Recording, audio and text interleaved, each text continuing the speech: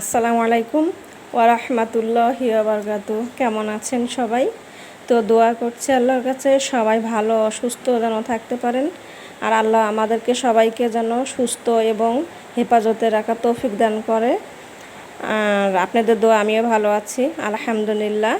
তো আজকে আমি আপনাদের সামনে হাজির হয়েছি কচু শাক, কালো কচু শাক। আমি আজকে ইলিশ মাছের এই যে আমি পেটি রাখছি, মানে পেটা, সেগুলো দিয়ে আমি রান্না করব। তো চলুন রান্না করা যাক। তো আমি কড়াই বসাই দিলাম, এখন আমি পেঁয়াজ দিয়ে দিচ্ছি।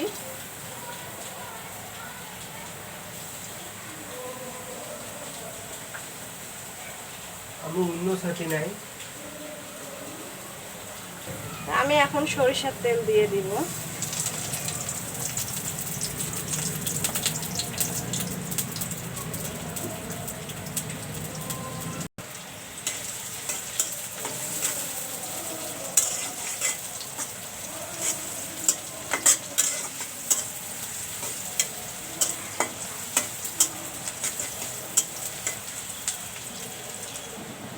তো আমি এখন একটু আদা রসুন বাটা দিয়ে দিচ্ছি।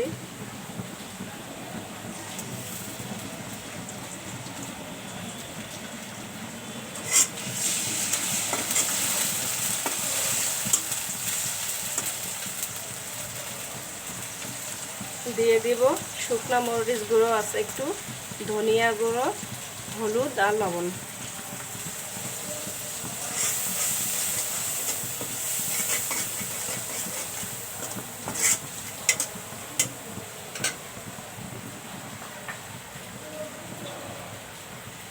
দিয়ে দিচ্ছি মাছের পেটাটু।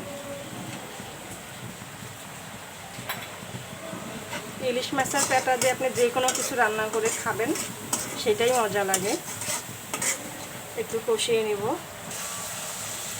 তো আমি এখন কচু শাকগুলা দিয়ে দিব।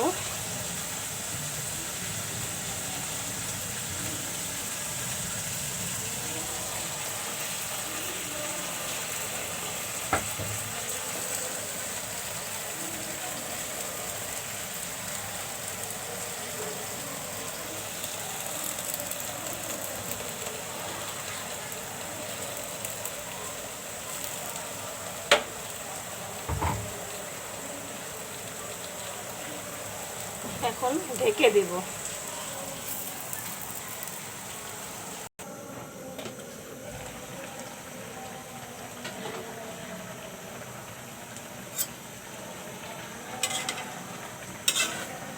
আমি এখন একটু ঘাটা দিব, দিয়ে মিহিন করে নিব।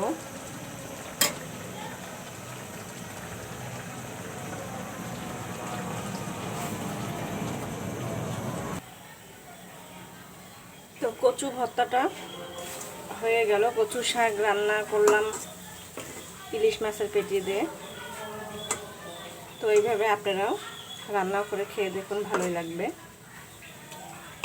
তো আমি এখন নামিয়ে ফেলবো। তো কচু শাক ভর্তাটা হয়ে গেল, নামিয়ে ফেললাম। তো সবাই ভালো থাকুন, অসুস্থ থাকুন, এই দোয়া কামনা করে রেখে দিচ্ছি। আসসালামু আলাইকুম ওয়া রাহমাতুল্লাহি ওয়া বারাকাতুহু।